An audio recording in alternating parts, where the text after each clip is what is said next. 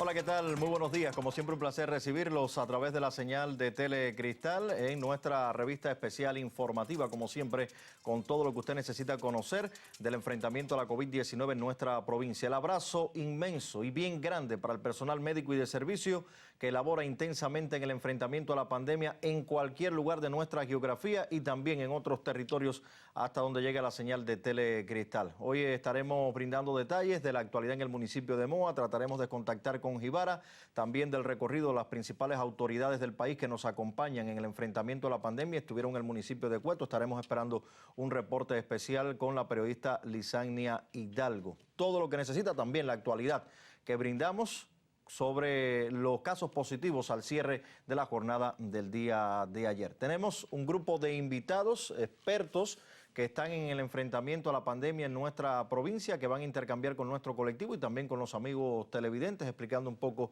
acerca del protocolo a seguir en esta batalla que es de todos contra la COVID-19. Voy a presentar a los dos primeros que nos acompañan en el SEC. Se trata de la doctora Gisela Ramírez Ramírez, quien es especialista de segundo grado en medicina interna y jefa de una de las unidades de cuidados intensivos del Hospital Clínico Quirúrgico Lucía Íñiguez Landín. Buenos días, doctora. Buenos días. Un placer que esté con nosotros en el programa. También se encuentra el doctor Juan Carlos Ortiz Sablón, especialista en medicina interna y asesor clínico para la atención a pacientes que padecen la COVID-19 en la provincia de Holguín. Doctor, bienvenido.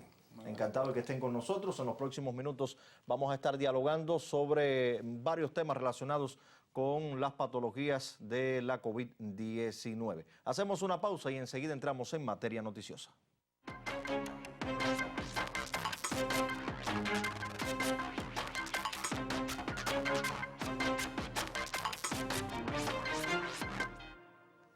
Bueno, ya me encuentro para brindar la primera información acerca de los casos diagnosticados al cierre del día de ayer en nuestra provincia. El Laboratorio de Biología Molecular de nuestra ciudad, como siempre digo, apoyado por otros laboratorios de diferentes territorios de nuestro país, analizó un total de 4.807 muestras para detectar el virus del SARS-CoV-2 con el reporte de 430 nuevos casos positivos a la COVID-19. De estos 430, 429 son autóctonos y solamente un paciente importado. Se trata de un viajero proveniente de los Estados Unidos. Continúa el municipio capital con las mayores cifras, 267 casos como vemos en pantalla. Área de salud Pedro del Toro, 44 positivos, contactos de confirmados. Del área de salud Manuel Díaz Legrá se reportan 32 pacientes con la enfermedad, también contactos de confirmados. Área de salud Mario Gutiérrez Ardaya, 30 casos, contactos de confirmados. Área de salud Pedro Díaz Cuello, 29 personas con la pandemia, 28 son contactos de confirmados. Y ya hablaba del paciente importado, un viajero de los Estados Unidos. Área de salud René Ávila Reyes, 28 casos, contactos de confirmados. Continuamos con el resto de las áreas de salud en el municipio capital. Área de salud Julio Grave de Peralta, 27 casos que son contactos de confirmados. Lo está viendo usted en su telereceptor.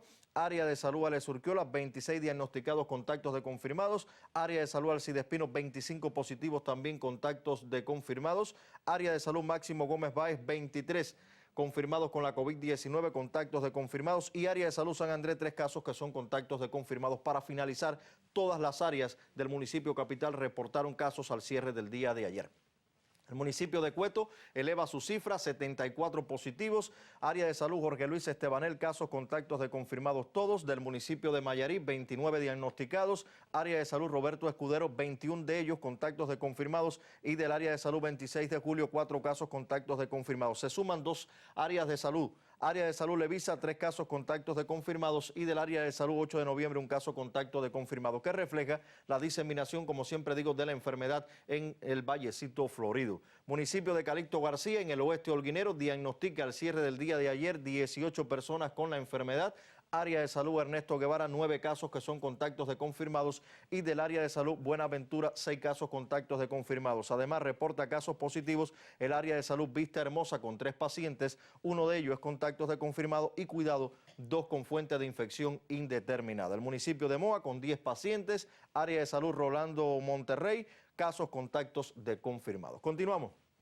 El resto de los municipios, municipio de Banes con 9 positivos, la capital arqueológica de Cuba, área de salud César Forné, 6 pacientes que son contactos de confirmados, área de salud Darío Calzadilla, 2 pacientes que son contactos de confirmados, área de salud José Manuel Ricardo, 1 paciente contacto de confirmado. El municipio de Rafael Freire con 8 positivos, área de salud Mario Muñoz Monroy, 4 casos contactos de confirmados, y del área de salud Fray Benito, 4 pacientes con la enfermedad que son contactos de casos confirmados. Continuamos con el resto de la información. En la siguiente imagen, el municipio de Jibara, la Villa Blanca, reporta 4 pacientes, área de salud José Ávila Serrano, casos contactos de confirmados. El municipio de Antilla también con 4 pacientes con la COVID, área de salud René Ramos Latour, casos contactos de confirmados. Y del municipio de Cacocún se diagnostican 2 personas con la enfermedad, área de salud Rubén Batista Rubio, también casos contactos de confirmados. El municipio de Sagua de Tánamo, capital del plan turquino holguinero, con 2 personas con la enfermedad, área de salud Jorge Fernández Arderí, todos casos contactos de confirmados.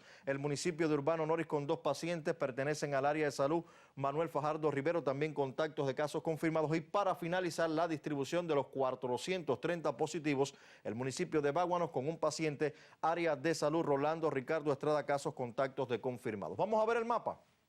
La geografía holguinera con los diagnosticados al cierre del día de ayer. Si usted ve bien, diseminación, como siempre le estoy diciendo, de toda la enfermedad en verde oscuro, los territorios de la provincia, lo estamos viendo ahí en pantalla, que tienen la mayor tasa de incidencia por 100.000 habitantes de los diagnosticados al cierre del día de ayer, en verde oscuro para que usted pueda reflejarlo. La tasa provincial es de 42.11 por 100.000 habitantes. Reitero, los datos son por 100.000 habitantes y son los reportados al cierre del día de ayer. Muy complicada la situación, sobre todo por la diseminación de la enfermedad en nuestro territorio.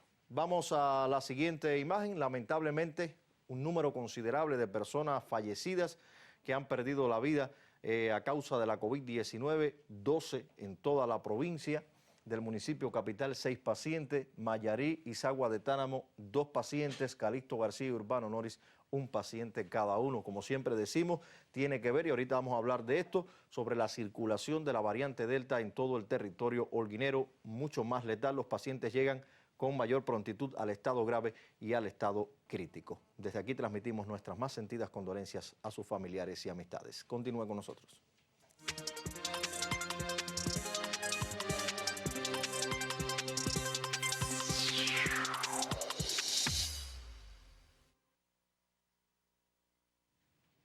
Y bueno, vamos al municipio de Moa, nuestro enviado especial, Agdiel Bermúdez, de la televisión cubana, que se encuentra en su provincia natal. Estuvo por allá para recorrer varios lugares y traernos detalles del enfrentamiento a la COVID-19. Adelante.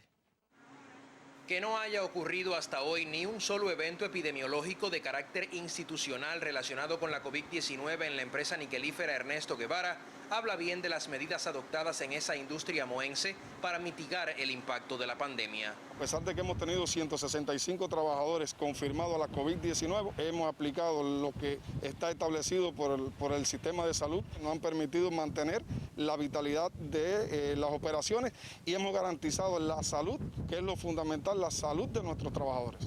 Como todo cuidado es poco, cuantos laboran en las empresas del níquel del territorio fueron priorizados para iniciar el proceso de inmunización con la vacuna Abdala. Súper agradecido, ya vamos por la segunda dosis y eso significa que estamos más seguros. Así podemos cuidar nuestros trabajadores, podemos cuidar nuestra familia en casa. La asistencia ininterrumpida al punto vacunal, ubicado en el puesto médico de la Che Guevara, confirma la validez que se le otorga aquí al inmunógeno. Hasta el momento no hemos tenido reacciones adversas y todo ha salido correctamente. ¿Y es un pinchazo salvador? Sí, ante todo. Lo fundamental es eso, que ese es el pinchazo que nos salva o que nos ayuda a salvar.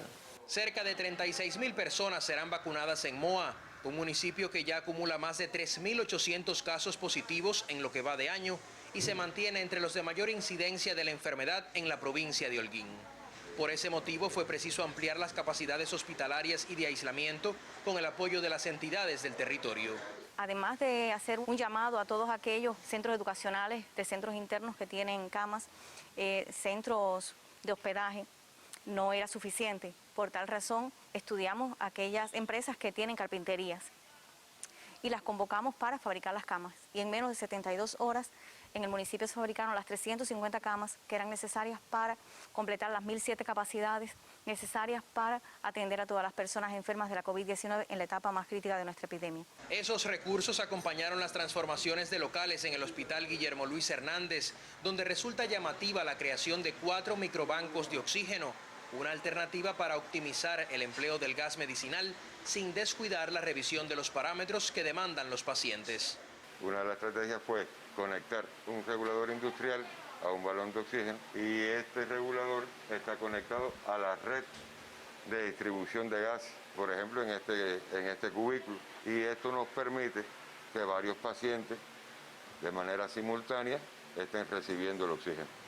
Lo dicho hasta ahora refleja los entramados de una estrategia que busca frenar el impacto de la COVID-19 en Moa, donde aún es tarea pendiente el completamiento de los recursos humanos que precisa la institución hospitalaria para favorecer una mayor agilidad en la atención médica, como requieren los casos de alto riesgo de los municipios de Franpaís, Sagua de Tánamo y Moa, que confluyen aquí. Desde Holguín reportamos Giovanni Viñales, Jesús Boursac, Julio César Armas y Abdiel Bermúdez, Sistema Informativo de la Televisión Cubana. Es real y está entre nosotros. Nos toca ser responsables y disciplinados. Ser responsables hoy significa protegerte constantemente de forma correcta. Evitar tocar personas y superficies. No tocarte la boca, la nariz ni los ojos. No tocar lo que no es imprescindible. Ser disciplinados hoy significa mantenerte en casa el mayor tiempo posible. No exponerte ni exponer la vida de los otros. No estar donde no es necesario. Es real y está entre nosotros. Seamos responsables y disciplinados. Te cuidas tú, nos cuidamos todos. Bueno, vamos a iniciar el diálogo con nuestros dos primeros invitados en estudio, hablar sobre temas de la COVID-19. Voy a reiterar, con nosotros está la doctora Gisela Ramírez, especialista de segundo grado en medicina interna y jefa de una de las unidades de cuidados intensivos del Hospital Clínico Quirúrgico Lucía Íñiguez Landín.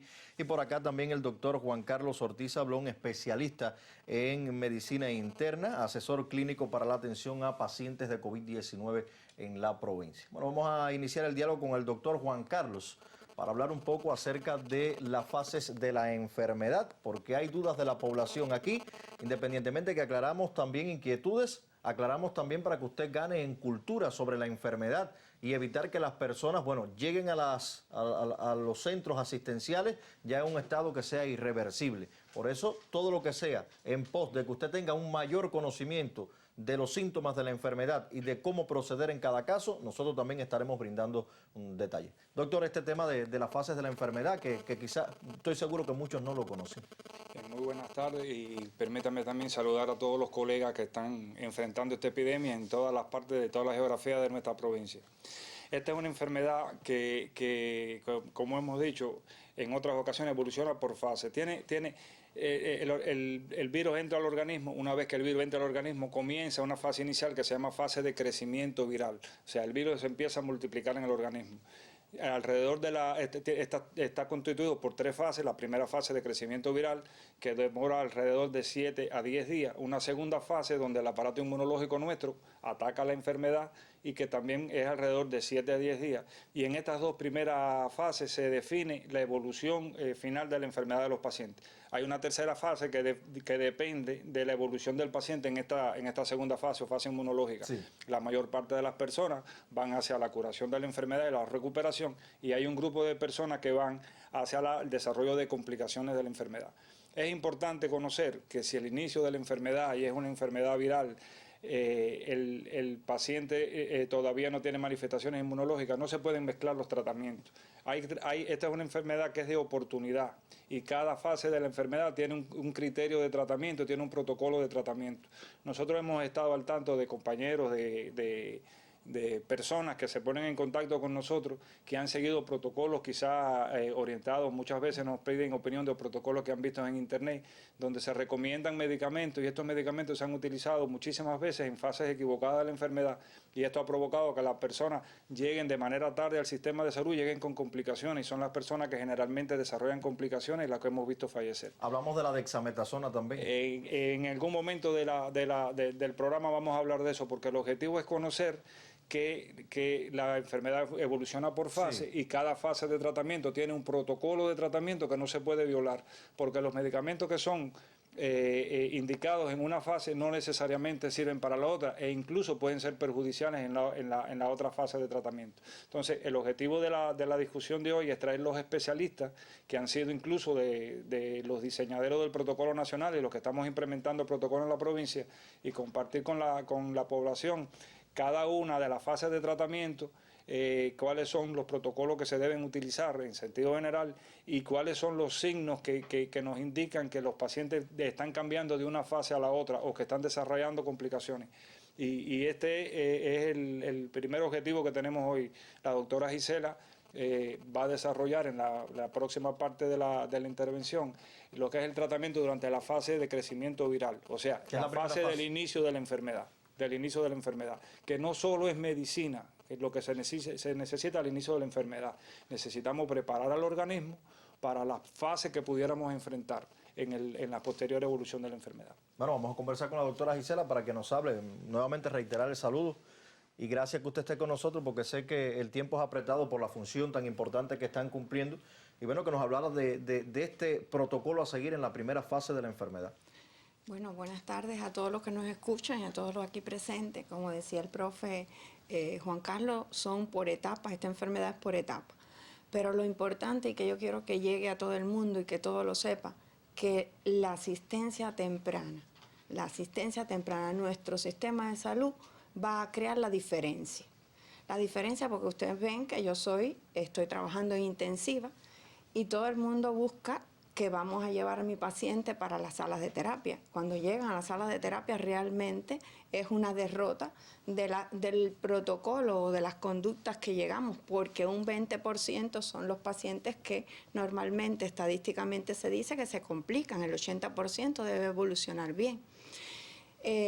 Todo el mundo sabe que las enfermedades, es decir, no hay enfermedades, es decir, todos los sabios dicen que no hay enfermedades, hay enfermos. Por eso la conducta es individualizada y depende de la evaluación de un profesional. Es decir, tú puedes estar enfermo, pero si un profesional no te evalúa, por supuesto no sabes la conducta. Y cada persona responde diferente. Por eso también la conducta, a pesar de que existen los protocolos, no son normas, porque cada cual tiene su sistema genético y su respuesta inmune, que esa respuesta inmune la va adquiriendo y así es su forma de presentarla. Por tanto, tiene que ser un profesional y no como se están llevando muchas personas por lo que se dicen en las redes, por lo que dice otro colega o un vecino. No es el profesional de la salud el que tiene que guiar estas conductas en nuestros pacientes para que se utilicen los medicamentos que posteriormente se van a ir hablando en el momento oportuno. La primera inicial, como dijo el profe, que era la inicial de la respuesta vírica del organismo, es como toda enfermedad viral. Todo el mundo ha tenido catarro, ha tenido gripe, ha tenido enfermedades virales que saben que ese periodo, que son de 5 a 7 días, el paciente puede tener varios síntomas. Por eso el tratamiento se llama que es sintomático, porque se tratan los síntomas en dependencia de lo que tiene. Sí. Y entonces ese periodo no lleva antibiótico, no lleva esteroides, es decir, dexametasona no lleva nada de eso. Lo que lleva es que tú te tienes que preparar para enfrentar la segunda etapa, como decía el profe Juan Carlos. Es decir, si tienes que tomar abundantes líquidos, porque el líquido es importante para nuestro sistema en general. Tiene que realmente, si tiene, por ejemplo, obstrucción nasal, ahí están las inhalaciones con eucalipto, como se habla con la parte de la medicina tradicional. Si tiene náuseas o vómitos, se utilizan los antieméticos. Si tiene fiebre, que es una cosa frecuente, porque el paciente puede tener fiebre durante todo este periodo viral, entonces están los antipiréticos, que es la dipirona, el paracetamol y estos medicamentos que se usan para eso. Pero ¿cómo nos preparamos para las fases posteriores que van a explicar? Nosotros tenemos que mejorar nuestro sistema inmune.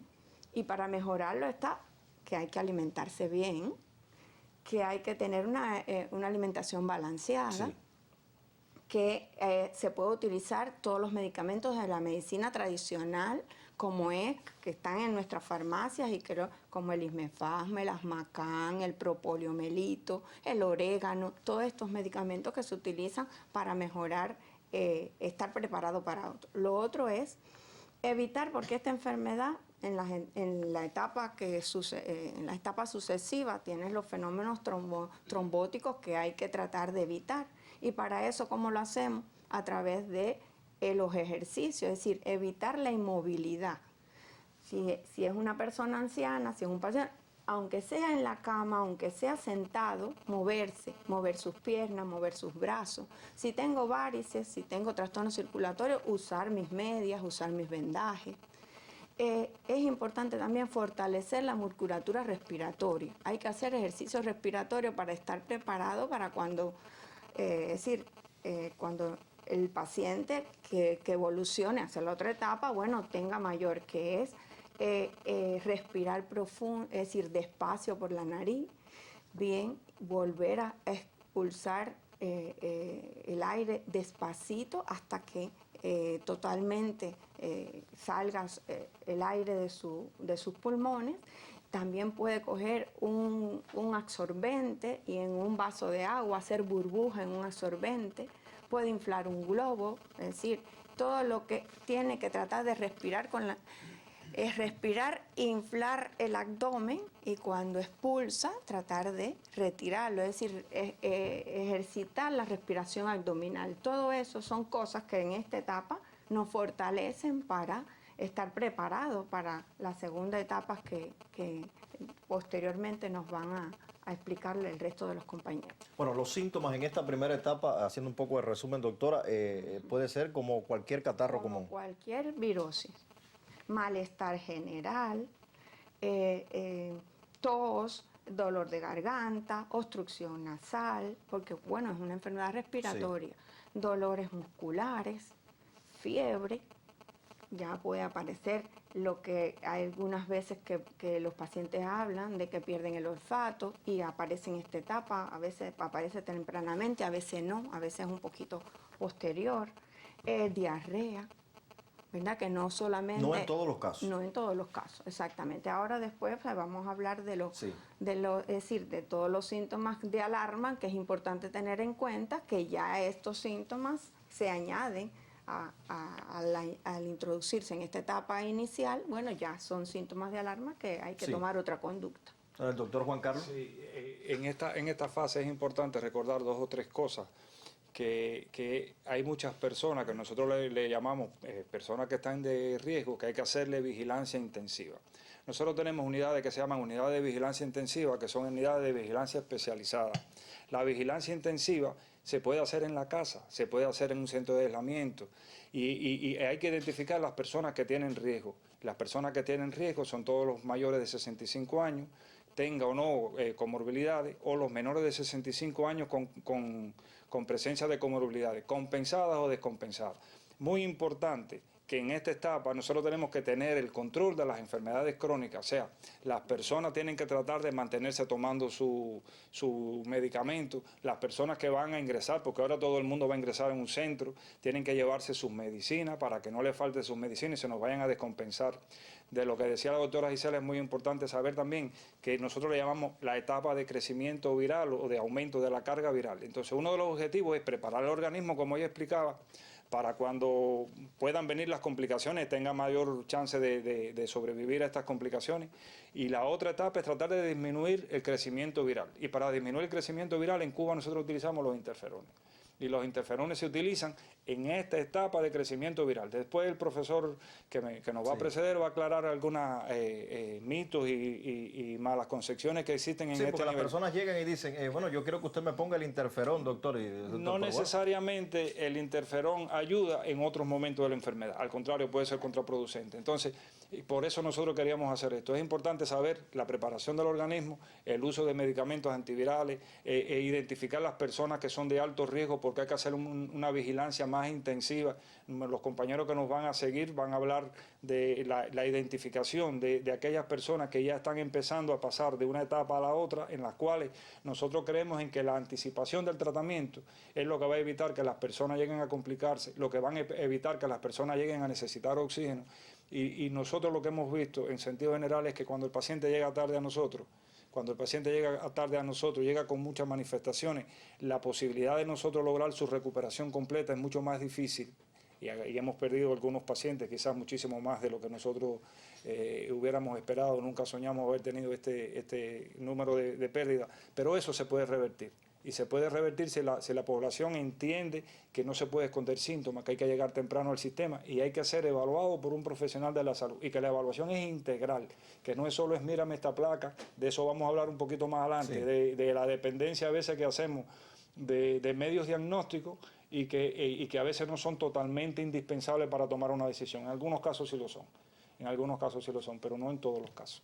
Bueno, ¿usted me va a hablar de la segunda etapa o el resto de los invitados? No, el resto de los invitados. Me parece bien, pero yo quería seguir conversando con la doctora, aprovechar que ella está con nosotros, porque es realmente meritorio el trabajo que se hace en las unidades de cuidados intensivos, de cómo se desarrolla el trabajo allí, del personal, no solamente los médicos, los especialistas, sino las enfermeras, el personal de apoyo que está allí. Y cada vez que se pierde una vida, realmente me han dicho que hasta las lágrimas corren de parte de cada uno de los que trabaja allí por la sensibilidad. Porque cuando se llega a la unidad de cuidado intensivo es ya que la persona está en una situación realmente muy complicada. Háblenos un poco del trabajo. Bueno, decirle que el hospital nuestro tiene varias unidades de atención al grave, es decir, varias unidades de ellas. Hay alrededor de 35 camas destinadas a ventilar, es decir, cuando el paciente ya necesita ventilación, invasiva o no invasiva. ¿Qué es lo que queremos con esto? Que nuestra población llegue tempranamente a los servicios y que logremos que los pacientes que lleguen allí realmente sean los que están complicados por sus características. Realmente es un trabajo arduo porque el recurso humano no lleva año y medio, sí. Estamos trabajando hace alrededor de año y medio esto es una actividad, el intensivista normalmente trabaja un médico y una enfermera por cada paciente. En estos momentos no puede ser. Imagínense entonces la vorágine de un paciente que constantemente hay que estar evaluando cómo está la saturación, cómo está, si el ventilador está acorde con los parámetros, si está ventilando bien, si está ventilando mal. Y realmente lleva un gran esfuerzo. Presión y estrés. Un estrés que nuestros intensivistas y nuestras enfermeras, que son los que están ahí al pie, realmente es agotador. Pero bueno, todo el mundo está en función de nuestros pacientes y nuestro pueblo, porque realmente hay que darle la atención que merece y la respuesta de que merece. Y lo más satisfactorio que es para todos nosotros es que salgan vivos de nuestras unidades. Realmente por llegar los pacientes más graves, por desgracia, por supuesto, fallecen más en nuestras unidades. Pero realmente la lucha es ardua y es constante para nosotros lograr, es decir, rescatar a nuestros pacientes y salir, como uno le dice, destetarlo de la ventilación, sí, y sacarlos hacia las unidades de intermedia o las áreas abiertas. Ya eso es un gran triunfo. Realmente yo felicito a todo nuestro personal, porque realmente se está esforzando mucho. Nosotros también nos sumamos. Y realmente ese aplauso que ya prácticamente no hay, hay que seguirlo haciendo, porque el personal de salud realmente se está sacrificando mucho para poder dar lo mejor para nuestro pueblo. Yo quería intervenir ahí también y felicitar, quiero incluso mencionar algunos nombres, sí, de la terapia intensiva del Hospital Clínico Quirúrgico. Hay no menos de 5 intensivistas en este momento enfermos. Intensivistas que han estado en situación grave, que han necesitado tratamiento intensivo. Voy a mencionar algunos nombres y que el nombre de estos sirva para todo el personal de la salud que se está enfrentando en todas las unidades y que ha pasado, nos ha pasado con colegas de MOA, con colegas del Hospital Militar. Quiero mencionar el nombre del doctor Rolando, que está ahora mismito todavía luchando por su vida y le deseamos que se recupere, el doctor Landy, que ya está un poco mejor, que estuvo ingresado, el doctor Javier, el doctor Joan, que son los nombres que me vienen hacia ahora, pero hay muchísimos más nombres de residentes y de especialistas que han estado allí combatiendo y que se están preparando para regresar. Y nosotros le damos las gracias por todo ese sacrificio. Eso nos ha pasado también con colegas del Hospital Militar. De ahí quiero mencionar especialmente dos nombres, el doctor Sergio y el doctor Manuel, los dos especialistas en medicina interna que tuvieron que trabajar enfermos, que tuvieron que trabajar con familiares enfermos. Sergio acabó de salir, está ahora mismo en un aislamiento. Estuvo su mamá enferma junto con él, atendiéndole a él en su sala. Estuvo también su esposa enferma en la casa y no abandonó su trabajo. Eso le pasó al doctor Manuel de Jibara, que trabaja en el Hospital Militar, es también especialista en medicina interna, que trabajó enfermo, le dio muy mal a la COVID, fue a Jibara, se recuperó y en la rotación pasada trabajó otra vez. Y ahora está atendiendo a su esposa, que está a punto de dar a luz. Le deseamos muchísima suerte y pronta recuperación en el nombre de ellos, a todos los trabajadores de la salud que se están enfrentando a esta epidemia. Nosotros no vamos a tener nunca cómo pagarles, y lo sigo diciendo esta frase, no es que esté machacada, de por vida no vamos a tener cómo pagarle al personal médico, al personal de servicio también que ha estado en la primera trinchera de batalla contra la COVID-19 por todo lo que han hecho. Y creo que el agradecimiento inmenso, ojalá cuando esto pase ya podamos abrazarnos, podamos intercambiar un poco más, contar todas estas lindas experiencias que se han vivido, otras muy tristes, porque se han perdido personas valiosas, personal médico ha perdido su vida, familias que han lamentado fallecimiento de seres muy queridos, de personas que han sido muy revolucionarias y otras que han tenido un cargo de humanismo dentro del personal médico, y esto es digno de reconocer. Disculpa, yo quería resaltar a los residentes. El doctor Juan Carlos había mencionado los especialistas, pero los residentes realmente han sido, como se dice, la cara constante, el caballo de batalla constante de la atención de el personal más joven, es el personal, por supuesto, que tiene menos enfermedades crónicas y menos cosas para enfrentar esto. Tengo dos especialistas ya que fueron a La Habana, se pasaron 3 meses, el doctor Jorge y la doctora Ibe, y en estos momentos también están enfrentando aquí. Es decir, con lo que aprendieron allá y lo que están aportando todo lo que se pueda para lograr salvar la mayor cantidad de vidas que podamos. A nosotros reconocer también su trabajo al frente de la responsabilidad que están desempeñando y también en el asesoramiento a estos pinos nuevos que han dado el paso al frente. La juventud ha estado ahí en la primera trinchera de batalla, como usted decía, de enfrentamiento a la COVID, y es meritorio el reconocimiento nuevamente a todos los que están en esta tarea y son muy jóvenes. Gracias por estar con nosotros en el programa. Vamos a continuar, hacemos una pausa y enseguida regresamos. Acciones preventivas para disminuir el riesgo de contagio por COVID-19. Al volver a casa, intenta no tocar nada. Lo primero es quitarte los zapatos en la entrada para luego ser desinfectados. También quítate la ropa exterior y métela en una bolsa o en un cesto para luego ser lavada. Deja bolso, cartera, llaves u otros objetos en una caja al entrar a la casa o desinféctalas antes de colocarlas sobre algún mueble. Lo ideal sería bañarse al llegar a casa, pero si no puedes, lávate bien todas las zonas más expuestas al virus como la cara, brazos y manos. Recuerda que no es posible hacer una desinfección total, sin embargo, el objetivo es disminuir el riesgo.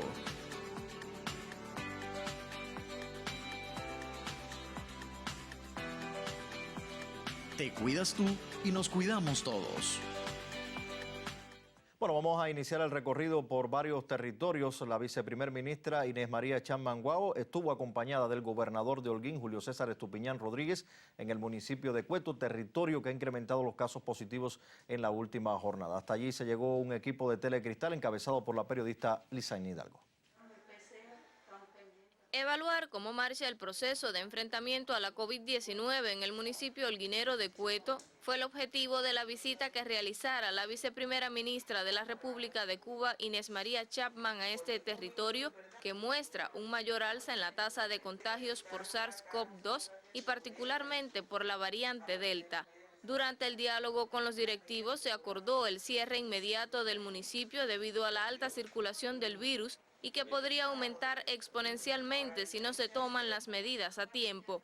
Para ello se proyectan acciones concretas que desde la comunidad y con el apoyo de entidades esenciales deberán permitir la contención de la enfermedad.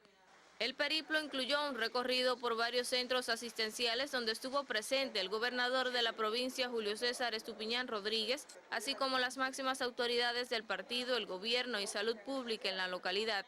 En el intercambio con el personal sanitario y los cuetenses, la viceprimera ministra constató que persisten problemas objetivos con las condiciones de la atención primaria de salud, aún muy deprimida, a pesar de la incorporación de estudiantes de las ciencias médicas y galenos con segundas especialidades. Asimismo, preocupa la distribución y administración de medicamentos a los pacientes que se encuentran bajo ingreso domiciliario. Ella empezó con síntomas el domingo, con una tos. El miércoles se hizo aquí el PCR, le dio positivo, se fue, el jueves estuvo aquí, jueves y viernes. El viernes yo le traigo la hija porque empezó igual con la garganta, que de 16 años. Se van para el centro de aislamiento de Caballería. El domingo la doctora la reconoció, le estaban dando un ácido de una aspirina, la mandan para la casa porque no hay medicamentos, los tengo allí en la casa. En todos los lugares, ahora, hay medicamentos. Es verdad que el medicamento es poco, pero está llegando ahora, se reforzó la provincia a partir de la problemática que tiene incidencia la provincia. La escasez de medios de protección y ropa para quienes laboran en la zona roja, además de la cantidad insuficiente de oxígeno medicinal. Posteriormente, la comitiva se trasladó hacia el Policlínico con Servicios Hospitalarios Juan Manuel Márquez, ubicado en el Consejo Popular de Marcané, uno de los más afectados y que hasta el 31 de agosto contaba con 123 test de antígenos positivos, por lo que se trabaja en la ampliación de capacidades en los centros de mediano y bajo riesgo. Al término del encuentro, Chapman Wow recomendó extender el protocolo establecido en Virán desde el pasado 26 de agosto con un acertado cierre de sus zonas más complejas e insistió en la letalidad y virulencia de la variante que circula en un mayor %. Hizo un llamado a concientizarnos con la importancia de limitar la movilidad y de cuidarnos mucho, pues debemos retomar la vida social frenada hasta este momento por la pandemia. Desde Holguín, Rafael Orama y Lisania Hidalgo, Sistema Informativo de la Televisión Cubana. Bueno, gracias a Lisania, a nuestro equipo que estuvo por allá por el municipio de Cueto. También aprovechamos para enviar un saludo a todos los cuetenses que tienen que extremar las medidas higiénico-sanitarias ante el incremento de casos positivos allí. Bueno, estoy recibiendo algunas inquietudes. Más adelante vamos a estar dando acuse de recibo y también conversando con nuestros especialistas que nos acompañan en el estudio. Ahora nos dice nuestro director, Salvador Echavarría, que nos vamos a un compendio informativo con la periodista Marel González. Adelante. El abuelo estuvo al tanto de cada nota que publicó su televisor. Los científicos hablaban de formulaciones y él solo pensaba cuándo llegaría la aguja a su brazo. Por fin estaban los primeros y en la tele parecía que el pinchazo llegaba demasiado hondo, pero la sonrisa de la enfermera le inspiraba confianza y amarraría su tensión arterial. Pero el día había llegado. Primero una, dos, y esta vez tendría la tercera dosis en su brazo. Aquel bulbo que le prometieron en la televisión pareció renovar sus energías. Un líquido cubano fortalecía su cuerpo, una vacuna hecha en casa propia como la taza de café de todas sus mañanas. Marel González, programación especial informativa.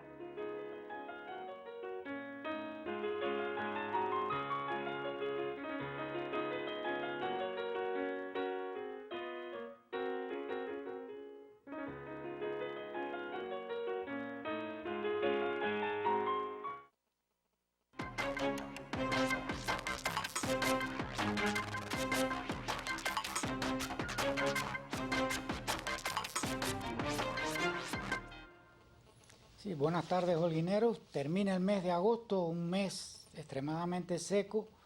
Los embalses de Guayrabo y de Jibara, que abastecen a la capital provincial, los principales embalses, están bastante deprimidos. Las condiciones del tiempo deben mejorar para la ocurrencia de precipitaciones. Termina el periodo de sequía intraestival, el anticiclón oceánico se debilita, se retira, los vientos se debilitan, aumenta el contenido de humedad, el polvo del Sahara disminuye su influencia en la cuenca del Caribe y por lo tanto debe incrementarse la lluvia. Ayer llovió en localidades del sur de los municipios de Cueto y Urbano Noris, lluvias cercanas a los 50 milímetros, una lluvia típica de verano, pero en el resto de la provincia no precipitó. La temporada ciclónica activa ya se formó Larry al sur de las islas de Cabo Verde, en el África, allá lejano. Bueno, pues la tormenta tropical Larry, la 11ª, 12ª ya de esta temporada ciclónica, y por lo tanto esperamos que, bueno, por lo menos pasen cerca de nuestra región en el Caribe y nos dejen precipitaciones en la región oriental. Miren la imagen del satélite. Esta vaguada o este flujo del suroeste no llega a la región oriental de Cuba. Tiempo soleado, con poca nubosidad, aunque ya las condiciones del acople de la atmósfera y el océano van mejorando y esperamos que las precipitaciones ocurran para el fin de semana. Pero para el resto del día de hoy, ¿qué vamos a tener? Sol y algunas nubes, se nublará en localidades montañosas y del sur de la provincia con aislada probabilidad de lluvias y mucho calor en la tarde, registros de hasta 35 grados Celsius en el interior del territorio holguinero. En la noche, valores de 24, 27 grados. El viento, variable débil durante todo el día. Aparecerán las brisas marinas por la configuración costera de nuestra provincia en la tarde y tendremos condición de mar tranquila con altura de la ola inferior al medio metro en todo el litoral holguinero. Y en los próximos 3 días, bueno, pues debe incrementarse la probabilidad de lluvia. Ya para el viernes, el sábado, el fin de semana, debemos tener posibilidad de lluvia con el tránsito de una onda tropical. La luna está en su fase de cuarto menguante, segundo o tercer día, y el sol mañana saldrá a las 6:50 de la mañana y se pondrá a las 7:21 de la tarde. Información meteorológica aquí en la revista especial. La provincia de Holguín sigue con un panorama epidemiológico muy complejo debido al sostenido incremento de casos positivos a la COVID-19 y de fallecidos como consecuencia de la peligrosa enfermedad. Sobre el tema espera en esta emisión declaraciones de Inés María Chapman Wao, vicepresidenta de la República de Cuba. Siga con nosotros en esta programación especial que realizan nuestros servicios informativos de lunes a viernes justo al mediodía entre las 11:30 y la 1 pasado meridiano y de 4:30 a 6 de la tarde, siempre por Telecristal. Bueno, seguimos en nuestro estudio y están llegando comunicaciones de los amigos televidentes, varias inquietudes, también mensajes de reconocimiento al personal médico y de servicio que labora en el enfrentamiento a la COVID. Por acá nos dice el amigo Reinaldo, dice, todo delito relacionado con la venta y tráfico ilegal de medicamentos debe ser juzgado con severidad que nuestro pueblo demanda. Y además él pide la colaboración del pueblo para evitar este mal que está afectando el buen desempeño que realiza el personal médico de servicio en el enfrentamiento a la pandemia. Por acá la amiga Yaneisi nos escribe vía Messenger y nos dice, me gusta mucho la revista, la veo siempre porque creo que es muy útil, informativa y además muy transparente. Gracias, Yaneisi, por llegarnos con su mensaje. Por acá la amiga Ana Ibis dice, hola, buenas tardes. Ella está preocupada por la vacunación a los muchachos que están cursando el servicio militar activo. Bueno, cuando vengan los especialistas vamos a estar preguntando sobre esta situación. Por acá también preocupación con el mecanismo para los certificados, es decir, otorgar certificados médicos a personas que estuvieron con la COVID-19, que tienen que llevarlo a los centros de trabajo. Nosotros estamos pidiendo que la Dirección de Trabajo, en estrecho vínculo con la Dirección Provincial de Salud, tengan la comunicación. Sabemos que están estipulados la ley que está para cada uno de los casos, pero hay dudas en esto. Vamos a tratar de que los compañeros de la Dirección de Trabajo lleguen a nuestra revista para explicar un poco esta situación. Ella nos pide que expliquen el certificado a los centros de trabajo, cuándo se entrega el alta clínica o epidemiológica o el alta médica, qué cantidad de días cubre, y es Yanara Ferraz la que nos está escribiendo. Por acá también nos llega una duda para hablar, dice, por favor, algún directivo de educación para hablar del inicio del curso escolar o cómo se va a hacer el inicio. Ya se ha estado explicando por la televisión nacional, bueno, las particularidades de la provincia. También trataremos de tener por acá a los directivos de educación en la provincia de Holguín. También hay dudas a la hora de las madres acogerse a la ley, que tienen niños a su cuidado. Me han llegado, y por eso yo lo estoy diciendo, varias inquietudes que en algunos centros de trabajo le están pidiendo a la madre que no tiene círculo infantil para su niño, que debe de llevar un documento de la persona que le está cuidando el niño y que sea patentado. Yo creo que hay muchas que están cuidando a sus propios hijos. Hay que revisar esto porque dice que en los centros de trabajo están exigiendo. Por eso vamos a tratar de que los compañeros de la Dirección de Trabajo asistan a nuestro programa para explicar estas inquietudes, que son varias que me han llegado a través de un grupo de madres trabajadoras. Ahorita voy a estar dando cursos de recibo otras porque tenemos nuevos invitados que nos complace que estén con nosotros, como siempre, como decían varios televidentes, la explicación que se está dando a toda la población.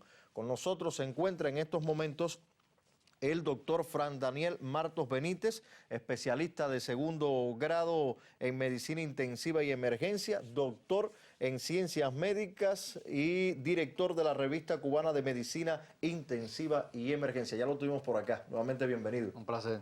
De una explicación bien amplia. Los amigos televidentes habían reconocido los temas que usted abordó porque realmente son importantes. Y también me complace mucho tener a otro de los guerreros en esta batalla contra la COVID-19. Se trata del mayor y doctor Dariel Suñol Mulet, especialista de primer y segundo grado en Medicina Intensiva y jefe de la Unidad de Cuidados Intensivos en nuestro reconocidísimo Hospital Militar Fermín Valdés Domínguez. Doctor, bienvenido. Un placer que esté con nosotros. Bueno, si me lo permite, Fran, vamos a conversar primero con el doctor del Hospital Militar, el doctor Dariel. Bueno, sabemos que desarrollan un trabajo realmente importante allí, de esto vamos a hablar más adelante, pero yo quisiera, siguiendo un hilo que nos hablaba el doctor Juan Carlos ahorita, de hablar un poco de la enfermedad, de esto de las etapas, de los signos que nos avisan que a dónde tenemos que ir o qué proceso tenemos que seguir. Sería importante para que la población gane en conocimiento. Buenas tardes a todos los televidentes, personas que nos escuchan. Realmente con esta variante Delta, que es mucho más agresiva, como ya todos sabemos y se han planteado por diferentes medios, es mucho menos asintomática que las otras variantes. Se requiere una serie de factores de gravedad que la población debe conocer con el objetivo de acudir tempranamente a los servicios de salud, de confiar en los servicios de salud y acudir tempranamente, porque esta enfermedad, como explicaron los compañeros anteriormente, sí, realmente quema etapas muchas veces y deja desarmado el personal de la salud si la persona acude tardíamente, cosa que está pasando muy frecuentemente. Entonces, existe una etapa que es asintomática, que en esta variante, como hablamos, es un mínimo por ciento. Alrededor de un 10 o un 15% se plantea y tal vez en algunas estadísticas menos. Existe una etapa así de síntomas leves, que la profesora hizo alusión al inicio, algunas cosas, síntomas leves que muchas personas la justifican. No, es el catarro que siempre he tenido, es una alergia, es algo. Estamos tratando de hablar con el lenguaje que la población entienda, lo más, sí, la coriza, la obstrucción nasal, esa molestia en la garganta, una febrícula tal vez, un dolor muscular, los elementos que salen, y la persona minimiza esas cosas. Y esos son síntomas leves. Estarían los síntomas moderados de la enfermedad, que no serían más que estos síntomas un poquito más exacerbados, ¿sí?, más aumentados. Ya la fiebre es mantenida, es una fiebre más elevada que no tuvo tal vez al inicio, el decaimiento es marcado. Pueden aparecer estas variantes, Delta se acompaña de muchas manifestaciones digestivas, dígase diarrea, que puede llegar a deshidratar a las personas, fundamentalmente a las personas que tienen factores de riesgo, molestias, es decir, náusea, vómito, dolor en el pecho, dolor en la espalda, falta de aire, es decir, o dificultad para respirar, incluso estando en reposo o a los mínimos esfuerzos. Son síntomas ya, es decir, que pasarían a síntomas moderados. Y existen síntomas graves y síntomas de pacientes críticos ya que son un poco más avanzados, es decir, que serían esta misma exacerbación de estos síntomas moderados, pero ya con desaturación, ¿sí?, la disminución de la saturación de oxígeno por debajo de 94, descompensación de sus enfermedades de base, y los síntomas críticos ya los pacientes que requieren, ya los graves críticos, una unidad de cuidados intensivos, donde había disfunción de multipresor, de varios órganos, y una insuficiencia respiratoria aguda que llevan a ventilación mecánica. Pero son cosas que nosotros aconsejamos que la persona, ante los mínimos síntomas, incluso estando asintomático, pero sé que soy contacto de un caso positivo, esta variante que se habla de que el contacto interdomiciliario es la variante más, la fuente de contaminación más frecuente en estos momentos. Aunque esté asintomático y sé que tengo un paciente positivo en la familia, tengo que estar alerta. acudir tempranamente, ante los mínimos síntomas leves, acudir a hacer el diagnóstico de la enfermedad, porque ¿qué nos permite? Que esa persona acuda, esté ingresada en un centro ya sea de bajo riesgo, de moderado riesgo, o un hospital de alto riesgo como el de nosotros, como es el clínico quirúrgico en este momento, y que no queme etapas, que esa persona cuando vengan a aparecer los síntomas moderados que describimos anteriormente, ya está ingresada, ya está iniciado el tratamiento que se comenzó con la doctora cuando habló, y es decir, que descubrir estos síntomas moderados o severos ya el paciente en una institución, no que nos llegue, que hay una cosa importante que nosotros vemos como médicos siempre, fecha de inicio de los síntomas. Inició el día 20, acude el día 30, llegó en la segunda semana de la enfermedad, ese paciente ya quemó sus etapas, independientemente de que tengamos todos los recursos, todas las terapias, ese paciente generalmente va a una unidad de vigilancia intensiva o una unidad de terapia intensiva, que no es el objetivo. El objetivo es que el paciente esté estratificado, de bajo riesgo, moderado, y que llegue a terapia intensiva, los porcientos que dan, y que llegue en mejores condiciones y con tratamientos anticipados, que ya el profesor va a hablar. Es decir, nos permite actuar más como médicos, nos permite que nuestros resultados sean los mejores y que tal vez eso no sea en muchas ocasiones lo que está ocurriendo en estos momentos.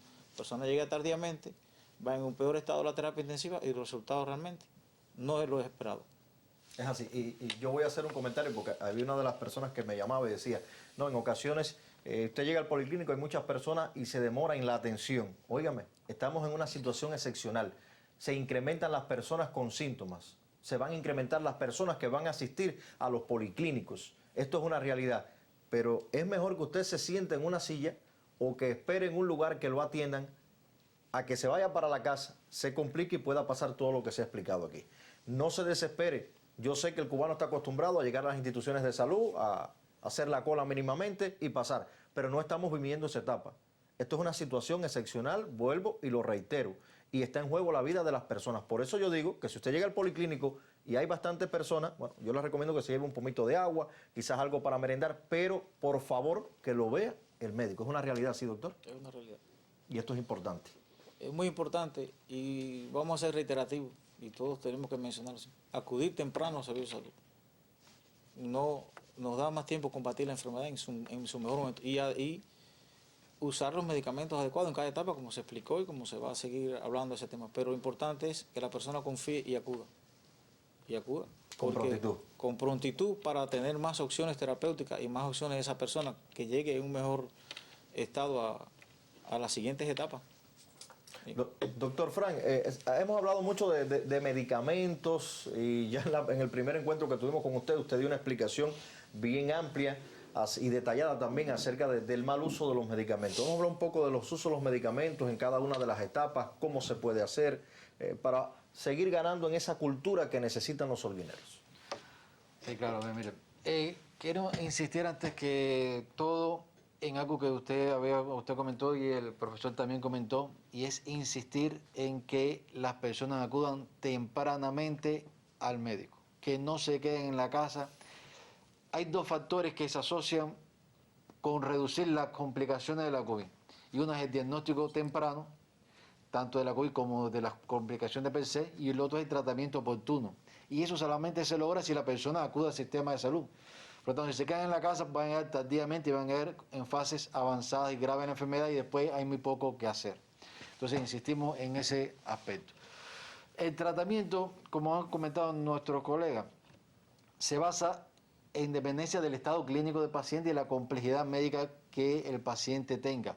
Un tratamiento en una fase puede ser beneficiosa, pero si se utiliza en otra puede ser perjudicial.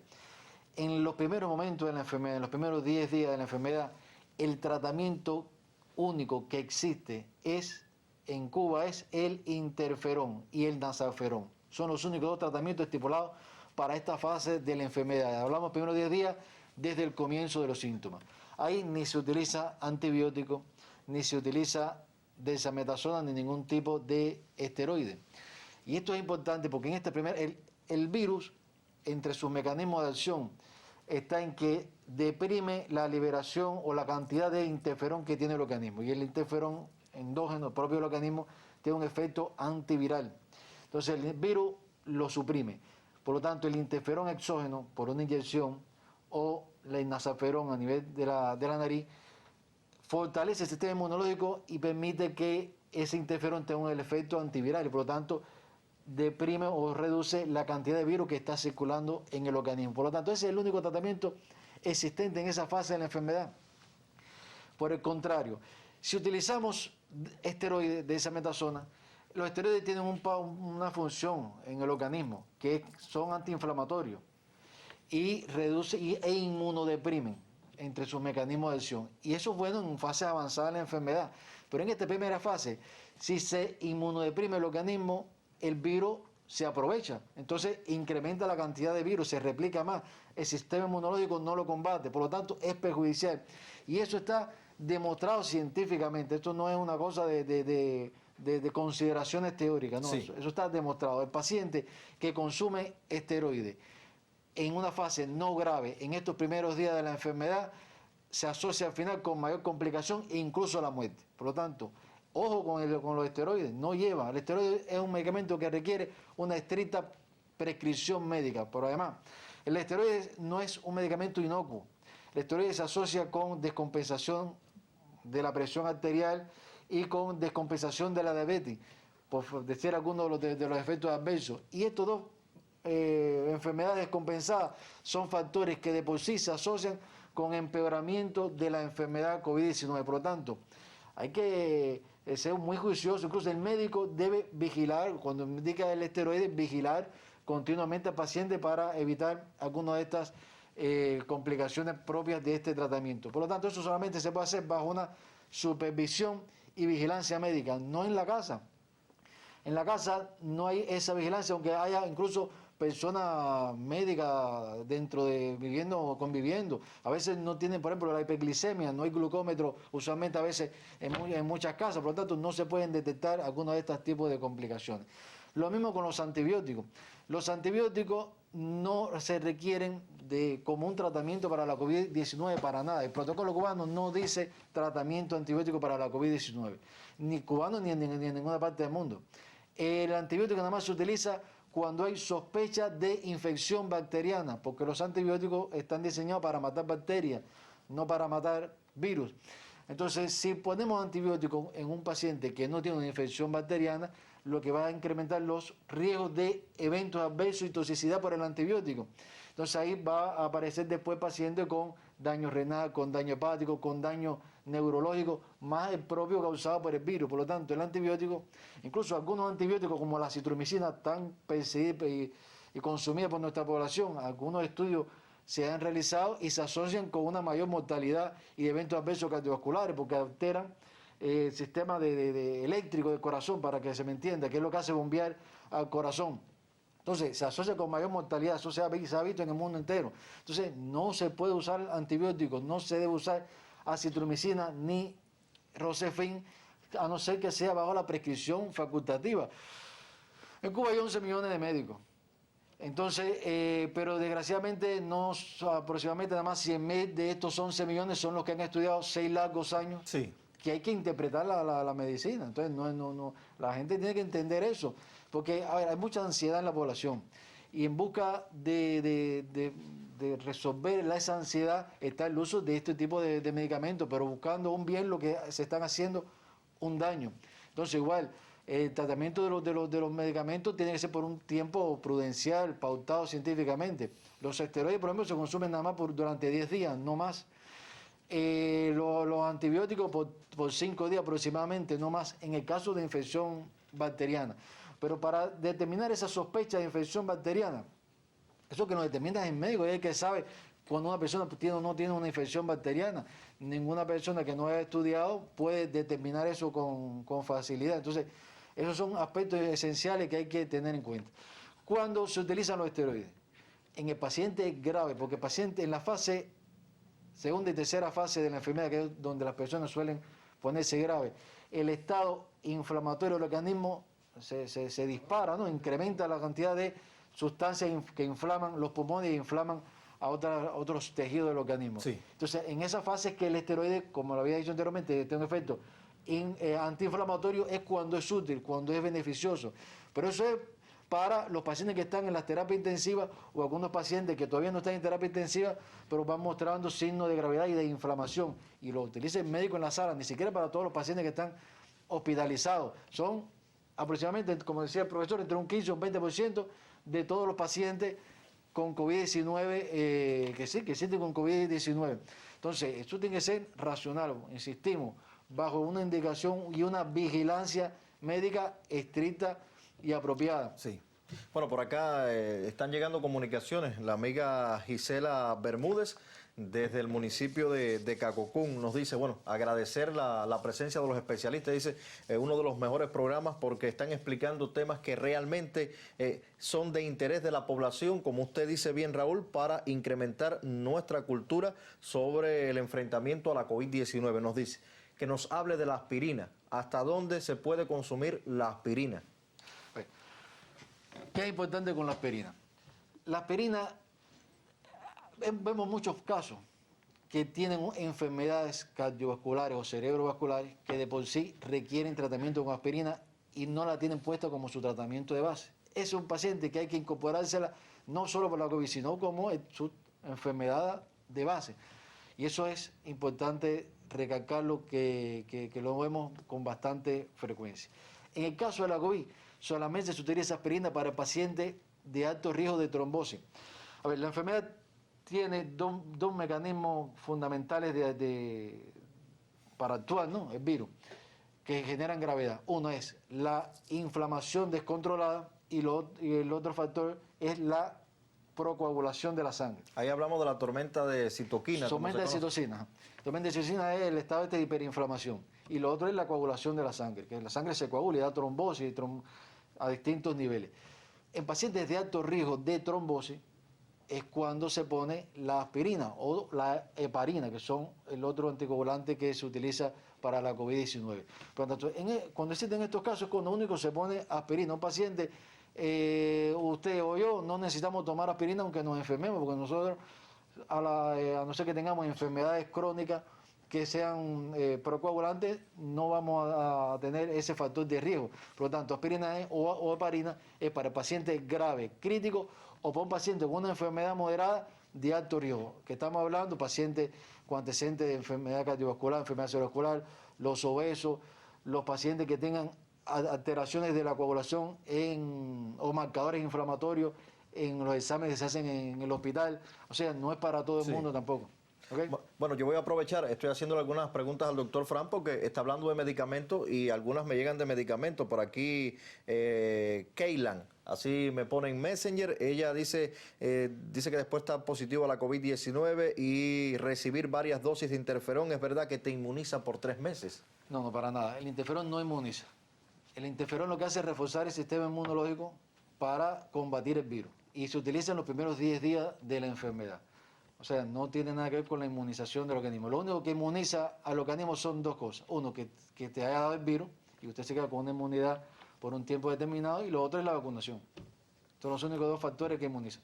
Bueno, por acá hay preguntas de vacunación, ya de eso hemos hablado bastante aquí en el programa, vamos a centrarnos en los que tenemos. El amigo Fran Consuegra, desde el municipio de Moa, nos dice, bueno, aprovechar que están los intensivistas también y hablar un poco de un proceso invasivo, me dice él, sobre la intubación al paciente, es decir, la ventilación mecánica, hablar un poco y que expliquen que las personas, esto que se hablaba de la demora de llegar a los sistemas de salud, provoca que el paciente con esta variante Delta llegue con mayor prontitud o más rápido, me pone él, a los estados graves y críticos, y explicar un poco para las personas las consecuencias que puede dejar un proceso de intubación en una persona. Comparado con la variante Delta, las personas se ponen graves más rápido. Antes empezaba el proceso de neumonía a partir del 7º día aproximadamente, con la variante Delta a partir del 5º día. Por lo tanto, si usted se queda en la casa, tan solo 5 días puede ir ya al médico con neumonía. Y hay personas que varían ese estado de gravedad o el tiempo en que aparece la gravedad. Y dicho sea de paso, el tiempo que tarda desde que comienzan los síntomas hasta que comienza la gravedad es un factor que se asocia con un peor pronóstico. Peor pronóstico nos referimos a fallecimiento, ¿no? O sea, las personas que se ponen graves más rápido tienen más riesgo de fallecer. Por lo tanto, no se puede quedar en la casa, hay que ir al médico inmediatamente. Y si se queda en la casa, corre el riesgo de, entonces, ¿qué pasa? Las personas no quieren enfermarse, no quieren reconocer que están enfermos y por lo tanto es un mecanismo de protección psicológica. Un error. psicológica, un mecanismo de protección psicológico, pero es un error, porque entonces van esperando tiempo, y entonces cuando acuden al médico es porque ya no pueden más y van con mucha falta de aire, con complicaciones al médico, y muchas veces llegan con necesidad de intubación inmediata. Entonces, y eso desgraciadamente es un factor que se asocia con una elevadísima mortalidad. La mayoría de los pacientes que quedan en esta fase fallecen desgraciadamente porque ya no hay nada que hacer. Fíjate, bien importante, no hay un medicamento que mata el virus, ¿ok? Esto es importante. Por lo tanto, todos los tratamientos que existen son para evitar las complicaciones de la enfermedad. Y para uno evitar las complicaciones de la enfermedad, tiene que estar el paciente ahí y tratarlo tempranamente. Y esto lo recalco. Ningún medicamento, ni antibiótico, ni esteroides, ni heparina, ni aspirina, ni nada, mata el virus. Solamente lo que hacen es evitar las complicaciones. Y esas complicaciones, una de esas complicaciones es la insuficiencia respiratoria grave que requiera intubación endotraqueal. La intubación endotraqueal hay que utilizarla igualmente de forma precoz cuando empiezan a aparecer signos de alarma, que eso lo determina obviamente el intensivista, ¿no? Signos de alarma desde el punto de vista de criticidad, no los signos de alarma que conversaba el profesor. Esos son signos de alarma de la enfermedad y los signos de alarma de que el paciente requiere intubación lo determina el intensivista, que está la saturación de oxígeno, la oxigenación de la sangre baja, que no responde a oxígeno, la presión arterial baja, trastorno de conciencia, en fin, cosas de técnica del intensivista. Sí. Y las consecuencias de la intubación endotraqueal pueden ser muchas. Pero cuando usted aplica la intubación endotraqueal de forma precoz y el médico intensivista, que está muy bien capacitado, hace el tratamiento apropiado, las personas, estos riesgos se disminuyen. Ahora, más que los riesgos de la intubación endotraqueal, que no tienen nada que ver con la COVID en particular, sino con cualquier enfermedad que la persona requiere intubación, no es el punto, creo, consideración más importante a tener en cuenta, sino las consecuencias que quedan a mediano y largo plazo en los pulmones a punto de partida de una enfermedad COVID grave o crítica. Y es el grado de insuficiencia respiratoria y complicaciones pulmonares que puedan quedar desde neumonía intersticial, es decir, enfermedades pulmonares hasta fibrosis pulmonar que puede incapacitar a la persona para realizar la actividad de la vida diaria. Entonces, que es lo más negativo en esta enfermedad. Y obviamente, las personas que tienen enfermedad crítica, que requieren intubación, tienen mayor riesgo de quedar con esta secuela. Bueno, por acá me escribe la amiga Liliana del Río, desde el municipio de Cacocún, y nos dice, bueno, aprovechar que está el doctor Dariel aquí con nosotros y transmitirle un agradecimiento a nombre de todo el pueblo holguinero al Hospital Militar Fermín Valdés Domínguez, a todo su personal, su colectivo de dirección, por salvar tantas vidas. Nosotros nos sumamos a ese reconocimiento y decirle al doctor que transmite ese reconocimiento a nombre de todo el pueblo holguinero, a todo su colectivo. Y que sigan trabajando con ese interés y con ese ahínco por salvar cada una de las vidas. Nosotros también nos sumamos porque es realmente meritorio lo que se ha hecho en el Hospital Militar Fermín Valdés Domínguez, doctor. Realmente nuestro hospital fue pionero en la pandemia desde que comenzó en nuestra provincia, sí, en el mes de marzo de 2020. Fue el primer hospital que se designó para la pandemia. Después, de la primera etapa hasta... fue así, Holguín, más o menos el hospital militar con los casos positivos y el clínico, bueno, los casos sospechosos. Ya después por el incremento se sumaron otros hospitales, otros centros de aislamiento, donde asumimos también la maternidad, los niños, que actualmente se mantiene todavía la maternidad. Ya los niños, bueno, están en el hospital pediátrico. Más de 50 partos se han hecho en zona roja. Más de 50 partos. Tenemos compañeros como el doctor Reinier, que ha participado en más de 13 cesáreas. Tenemos experiencia de compañeros que tienen alrededor de 10 veces que han pasado a zona roja, 10, 12 veces. Decirle que nosotros nos sentimos muy orgullosos de la institución a la que pertenecemos y que si hay la única cosa buena que le puede haber a la COVID es que va a tener una mayor interrelación entre el Ministerio de Salud Pública y las Fuerzas Armadas, donde se ha unido como nunca. Siempre ha habido buenas relaciones, pero esto ha unido más, tanto desde el punto de vista metodológico como desde el punto de vista de dirección. En todos los aspectos somos una familia. Sí, las batas blancas y el uniforme militar se han unido. Decirle que somos orgullosos de un colectivo que, como decía, que hay una persona pasa a zona roja aunque se han cambiado algunos protocolos de trabajo, entra 14 días.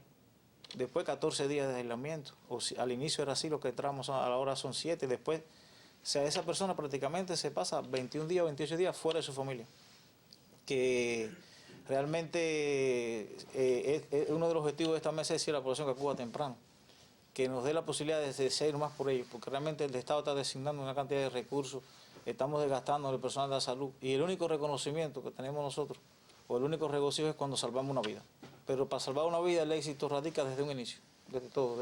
Es un componente que no es que llegue a terapia intensiva, es tratar de que no llegue y que llegue en mejores condiciones. Reconocer a ese colectivo, bueno, voy a hablar de mi hospital propiamente, que lleva más de un año, es decir, desde que comenzó la pandemia, como le dije, que si hubiera que escoger de nuevo, tuviéramos que enfrentarnos a otra situación similar o peor, yo creo que estaría orgulloso de pertenecer a donde estoy. Realmente he compartido horas tristes, horas felices con ellos. Cuando se muere un paciente, nadie habla, la tristeza enmudece a todo el mundo. Contrario, cuando sale alguien con estas mismas palabras, acompañar un agradecimiento a todo el colectivo, realmente no solo de médicos, enfermeras, personal de asistencia. Hay muchas historias en el hospital militar que, como le dije, de personas, no solo de médicos, de todo, hasta la persona, el administrativo, que depende de nuestro trabajo de todo, pero realmente un esfuerzo enorme y que estamos enfrentándonos a un virus, a un virus que es invisible, ¿sí? Una cosa que es invisible, un enemigo invisible, que estamos arriesgando la vida y le pedimos a la población que nos ayude, que nosotros estamos dispuestos, sí, Salud Pública de forma general, todos los trabajadores estamos dispuestos a seguir y estamos seguros que vamos a lograr el éxito, pero para eso necesitamos la ayuda. Así es. Necesitamos ayuda. Hay palabras clave que se dieron al inicio de esta enfermedad en el mes de marzo. Se hablaron de dos elementos fundamentales, orden y disciplina, en todos los niveles. Y desde la casa, orden y disciplina. Que nos ayuden, que nosotros sabemos lo que tenemos que hacer. El Estado nos apoya y tenemos los recursos, independientemente de las dificultades objetivas que podamos tener. Pero que nos ayuden para hacer mejor nuestro trabajo. Y por lo menos, como mismo un pelotero celebra un honrón, nosotros celebraremos cuando salvemos una vida. Pero necesitamos el apoyo de todos y de la población es muy importante. Muy importante que confíe en los servicios de salud, que confíe en todas las instituciones de salud y el esfuerzo que está haciendo la dirección del país, de la provincia, con todo. Hay personas que están aquí en asesoramiento, el profesor no es de nuestra provincia y lleva más de un mes fuera de su casa. Es decir, todas esas cosas, pero el regocijo es que mejore la situación epidemiológica de Holguín, que mejore los índices de letalidad. Ese es el regocijo y esa es la felicidad de todos los trabajadores de la salud, desde el personal más con actividades menos importantes, las más importantes, todas son importantes, pero que nos ayuden para poder revertir esta situación, de la cual vamos a salir, estamos seguros. Bueno, yo me sumo a este reconocimiento y a una persona especial ya para finalizar, a la coronel, la doctora Making, que está al frente de este equipo de trabajo desde que comenzó, porque he tenido la posibilidad de trabajar con ella en varias ocasiones. Para ella un abrazo inmenso por ese cariño, ese respeto por el Hospital Militar Fermín Valdés Domínguez y para todos sus trabajadores. Hacemos una pausa, seguimos con nuestra revista especial.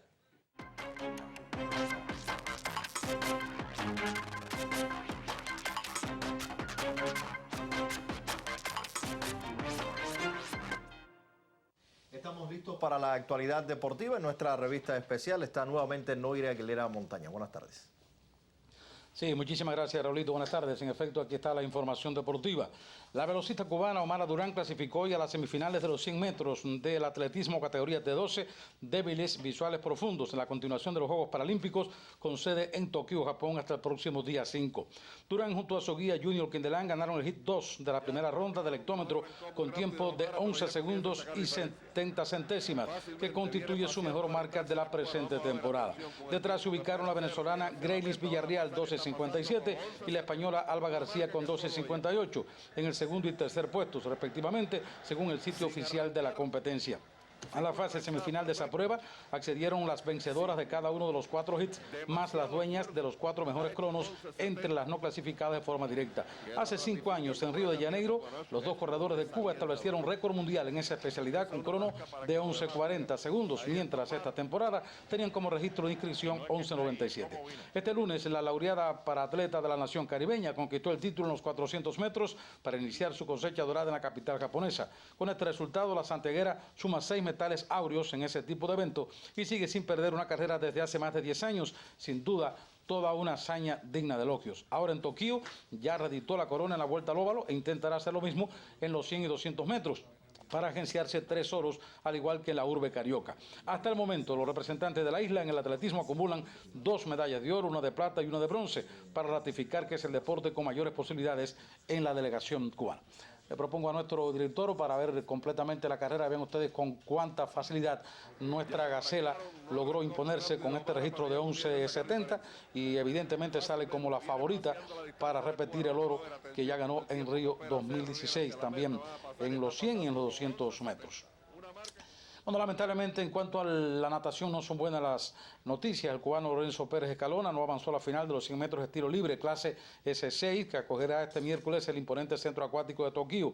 El titular de esa modalidad en Río de Janeiro 2016 marcó el 9º mejor tiempo de la eliminatoria y se dio el pase a la final por 1 centésima al chino Jin Gang-wan. La marca del gramense se alejó bastante de lo hecho hace 5 años en la Ciudad Maravillosa, donde exhibió un destacado crono de 1 minuto 4 segundos 70 centésimas, que ahora calificaría como segundo en la lista. Lorenzo tendrá su próxima incursión en los 400 metros libres el 2 de septiembre. Y voy a terminar con este tema. El cubano Jaciel Rivero abrió este martes en el quinteto regular de su nuevo equipo, el Valencia Basket, en el triunfo de 88-81 ante el Baxi Manresa, como parte de los fogueos de la pretemporada de la Liga Endesa del baloncesto en España. Según la reseña del club Toronga, el ala pivo habanero anotó 9 puntos este martes en el pabellón municipal de Salou, donde los castellanos debieron cerrar muy alto un cuarto final para revertir el marcador. El base belga Sam Van Rosen, con 18 puntos y varios triples en el segmento decisivo, junto al pivo montenegrino Bojan Dublejit, con 14, fueron los mejores al ataque por los ganadores. Estos partidos sirven al antillano Rivero para acoplar en su nueva plantilla, tras 2 excelentes temporadas en la Hereda San Pablo Burgos. Al Valencia Basket le restan 2 encuentros de preparación, el venidero 4 de septiembre contra el Río Breogán y el día 7 en el CB Gran Canaria, antes de incursionar oficialmente en la campaña 2021-2022 que se inaugurará el día 11 con la semifinal de la Supercopa Endesa. Así concluye nuestro segmento deportivo. Tengan ustedes muy buenas tardes. Buenas tardes, Noire. Gracias por la actualidad deportiva. Y bueno, vamos a continuar el diálogo con el doctor Fran, pero se incorpora también el doctor Juan Carlos. Doctor, elementos importantes también para compartir con los amigos televidentes acerca de este protocolo y de las fases de la enfermedad. Sí, nosotros queremos integrar más o menos lo que ha ido sucediendo hasta ahora.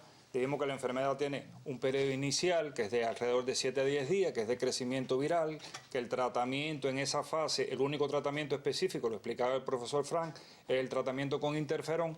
Las otras medidas que se hacen son medidas de preparación del organismo para prevenir las probables complicaciones de la enfermedad. Las complicaciones, como el profesor explicaba, son complicaciones fundamentalmente respiratorias y cardiovasculares. Es muy importante el control de las enfermedades de base en este momento.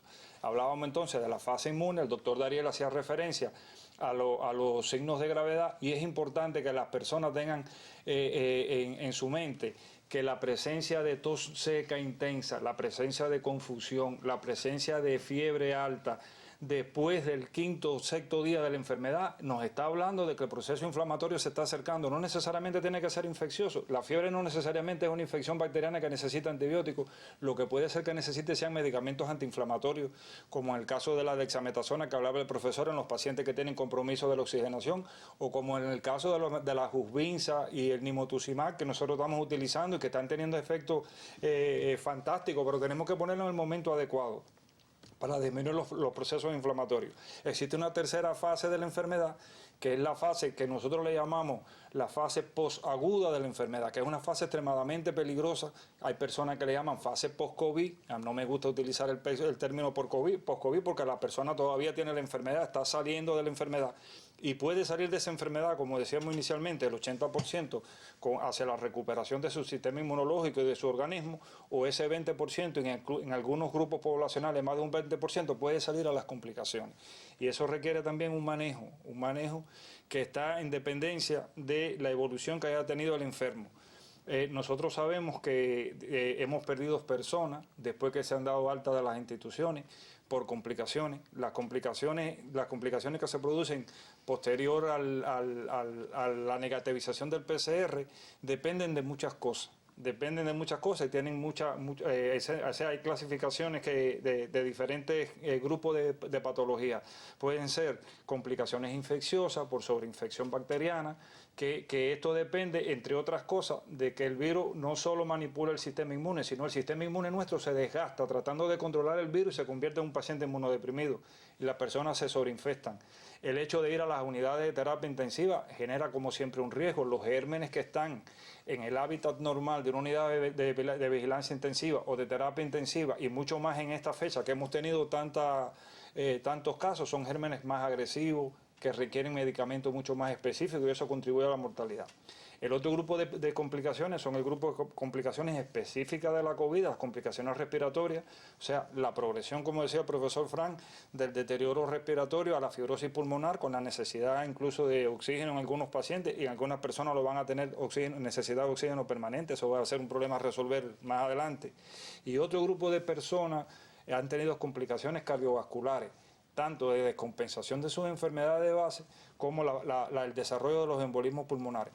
Como dijimos desde el principio, la doctora Gisela decía en su primera intervención, cuando empezamos a tratar al enfermo, le ponemos interferón para disminuir la carga viral y tratar de que la enfermedad no avance, y empezamos la preparación de los pulmones para lo que se pudiera enfrentar, y empezamos la preparación para